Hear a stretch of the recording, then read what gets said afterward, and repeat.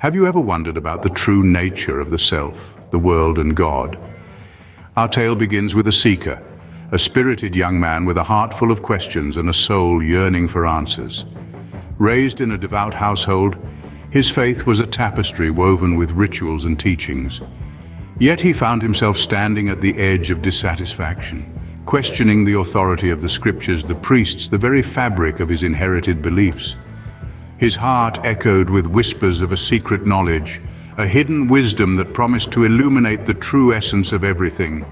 These whispers spun tales of a sacred insight, a transformative force so profound it could metamorphose a seeker into a knower.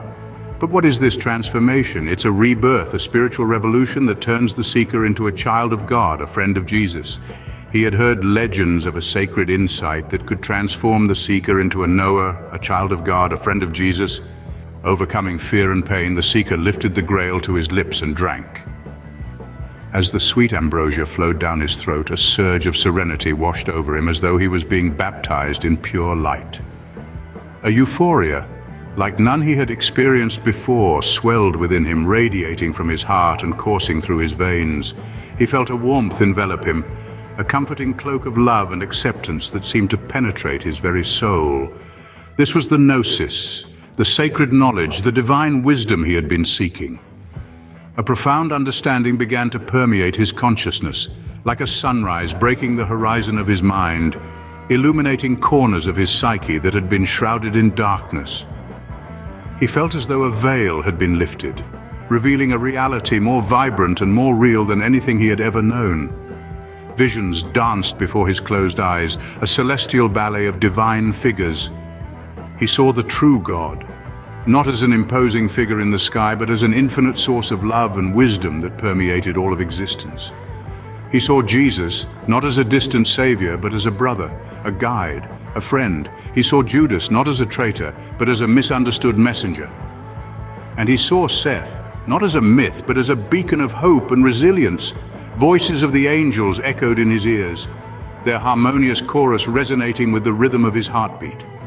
They whispered the secrets of creation, the fall and the redemption, each revelation building upon the last, painting a cosmic tapestry of truth and understanding. In this divine communion, he realized the meaning of his life, his purpose, and his destiny. He was not just a mortal man lost in a vast universe, but a spark of the divine, a child of God, a friend of Jesus. He opened his eyes and looked at the old man. He saw that the old man was no longer an old man, but a young man with a radiant face and a shining robe. He recognized him as Jesus, the teacher and savior of humanity. The seeker had become the knower, the student had become the disciple, the lost had been found. Jesus smiled at him and said that he was proud of him. The words hung in the air, shimmering like a golden thread weaving through the fabric of reality.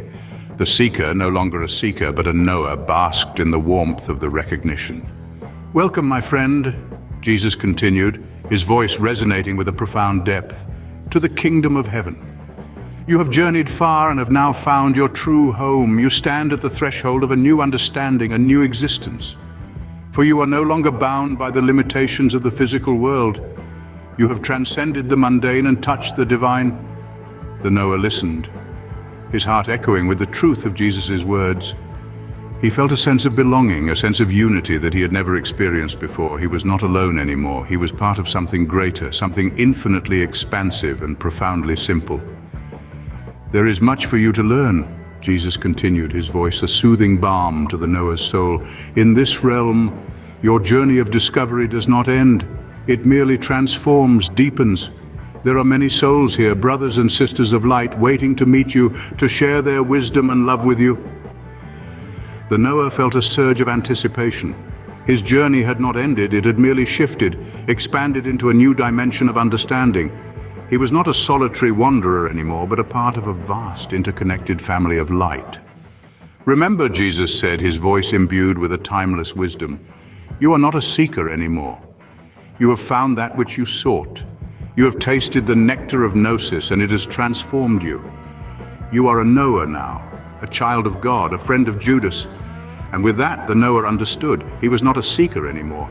He had drunk from the grail of wisdom, and it had quenched his spiritual thirst. He had found his place in the grand tapestry of existence, woven with threads of light and love. He told him that he was not a seeker anymore, but a finder of the Gnosis,